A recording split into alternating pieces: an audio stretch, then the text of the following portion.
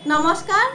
প্ৰথমতে মই আমাৰ দোকানৰ এড্ৰেছটো বহুতে সুধি থাকে আজি কৈ লৈছো আমাৰ দোকানখন পাঠশালা উত্তৰপটিত আছে নন্দিনী সিল্ক হাউস হাউৰ পৰা আহিলে প্ৰায় 100 মিটাৰ মান আহিলে পাই যাব দেখাতে থাকিব সন্মুখতে আছে আৰু ভিতৰৰ পৰা চাৰিআলিৰ পৰা আহিলেও সিখিনি মানে হ'ব গতিকে আহি যাব আজি মই এযোৰ বহুত ধুনিয়া পিওৰ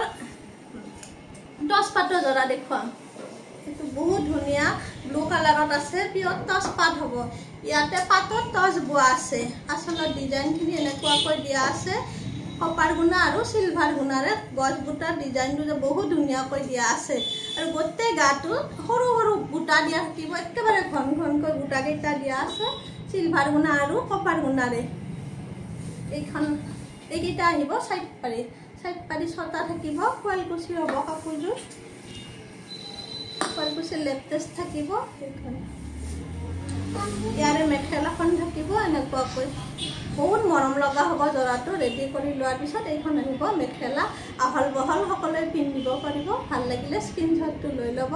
আৰু যিসকলে মোৰ পেজখন এতিয়ালৈকে ফলো কৰা নাই প্লিজ ফলো কৰি ল'ব ধুনীয়া ধুনীয়া কাপোৰৰ সৈতে মই আহি থাকিম এইটো আহিব ইয়াৰে ব্লাউজ পিচটো আজিলৈ ধন্যবাদ